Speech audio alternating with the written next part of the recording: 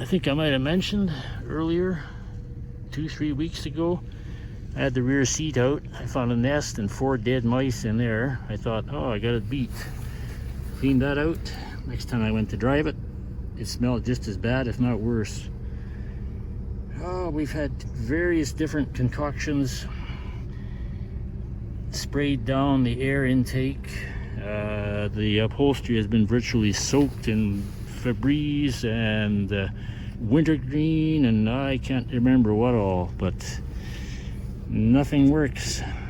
There's got to be a dead mouse somewhere in the air system.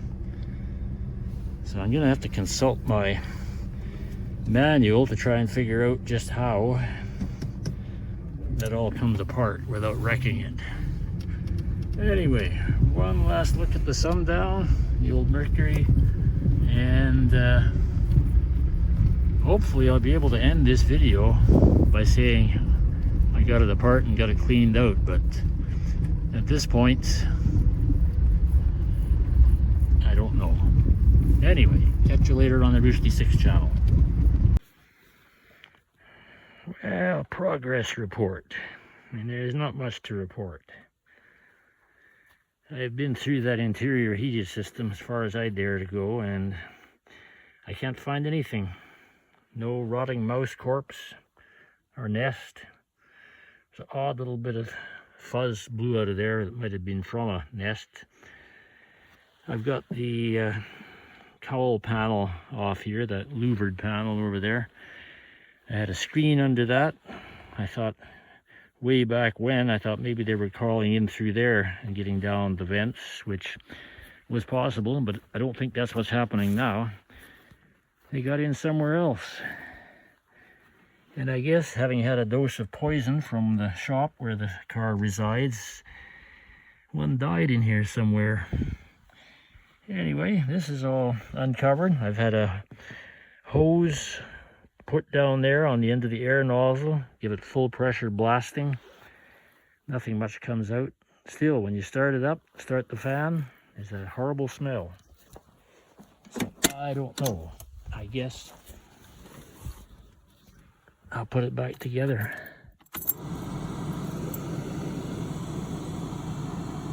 Oh yeah. To remove the heater core is in behind that little panel there, but first you have to remove all this with all the little 41-year-old rusted screws holding the plastic down. So that should be fun. I don't know if I'll get into that or not. Anyway, it's a beautiful day, October 22nd here.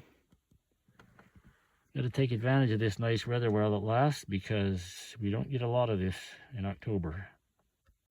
And the next day, I removed this little panel here, which gives you access to the heater core for a replacement. It gave me a little bit of a view of the top side of the heater core. There was a little bit of residue of mouse nest there, but no dead bodies. I blasted that pretty good with the air compressor, vacuum cleaner. It's clean as can be. I soaked the top of it down with Febreze. Yeah, it's not a commercial, but I use this stuff to spray to get rid of some terrible smells. I guess time will tell if it works or not, but anyway, in the meantime, I've decided, popular belief is that mice come up through this cowl. There's drains that go right down to the bottom of the fenders, and they're pretty much inaccessible to me at the bottom of the fenders. You probably can't see in the top side, but there's an oblong hole wide open, about, I don't know, 6 by 4 inches. Same on this side, only bigger. So what I'm doing is pushing, well, I'll show you what I got. They say steel wool is ideal for this, but I don't have that much steel wool. What I got is old window screen and some new. I've already cut a piece of this off, folded it up into a section that'll fit into that opening, and pushed it in. I'm going to keep doing that until I can't push any more in, and hoping that'll make it so that mice can't chew their way through it and get into the interior of the heating system. Yeah, learned a little bit from that book, not a whole lot. Anyway, more cutting and screen packing to follow. Well, the most difficult side I got done. I packed wire screen in there till it wouldn't hold anymore. I only hope if the mice try to get in, they get scratched up as bad as I did installing the stuff. I'll try to get a light in here at some point to show you just what we're dealing with. Oh yeah, I can see that. So that one is a slightly smaller hole, and there's limited clearance at the top there because the windshield wiper arm has to sort of move back and forth when they're working. Not that I plan to use the wiper as much because I don't plan to drive in the rain, but that's beside the point. I'm going to try and pack this one full. This one doesn't go to the heater core, at least not directly, although I think it does lead into the main vent system, so I guess it'll get there eventually. So anyway, it's got to be plugged. I'm going to cut up some more screen, pack it in there, and see how she goes. Well, I can hardly see it, but will the camera pick it up? Probably not. Oh yeah. Okay. We got wire screen sticking up there. I have no idea if it's 100% blocked off because obviously I can't look down it from the top. This thing is about close to a foot set back in underneath the cowling here, so it's a stretch, I can tell you. Anyway, it's worth a try. Did the other side too.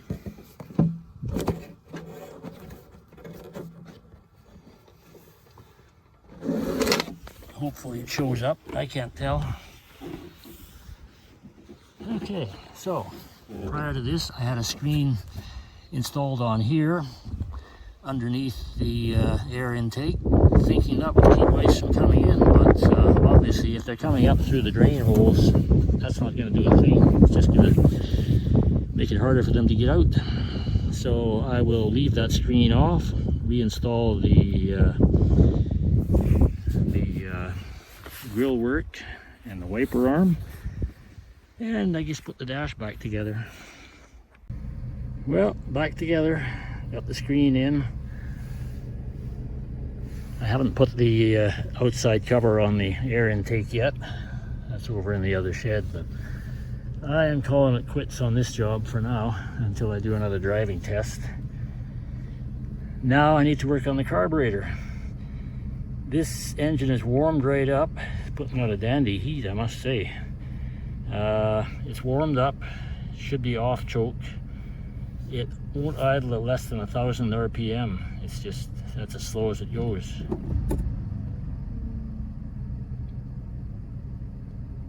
Yeah, needs a little work, I guess. Oh well, it shouldn't stall when I go to take off.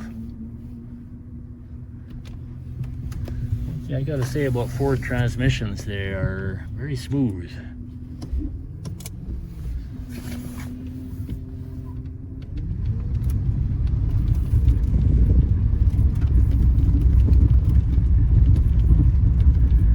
I'm just curious what the airflow is going to be like through the vents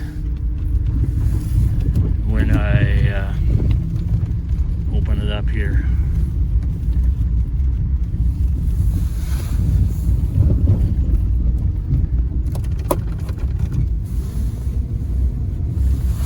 Okay, we got to get some speed going here to force some air down the vent.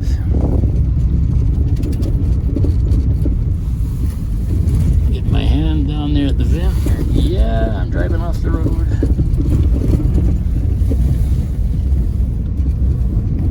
Oh yeah, we got plenty of airflow. I got a little bit of interference problem with the screen I pushed in from the top side is actually just about touching the flapper valve in the vent, so you're gonna have to keep an eye on that. Hopefully there's enough screen in there to keep the mice out. I guess time will tell. Anyway, I gotta finish this one off, hopefully haul a little gravel for this rough driveway tomorrow, weather permitting, and on to the next job. So catch you next time on the Route 66 channel.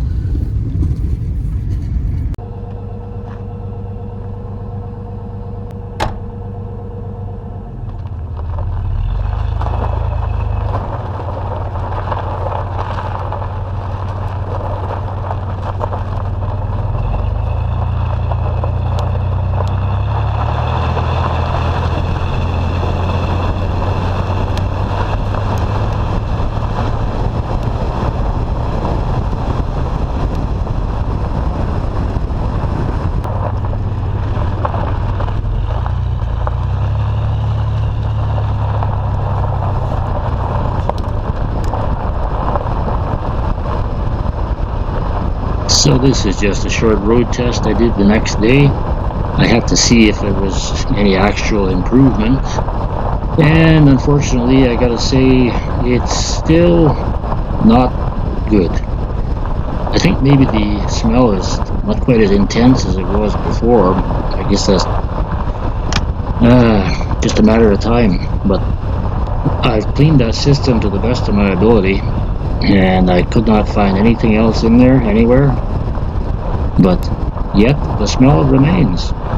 So I guess unless I want to pull the entire dash out and disassemble every little piece of the defrost and heat ducts, it's about the only way.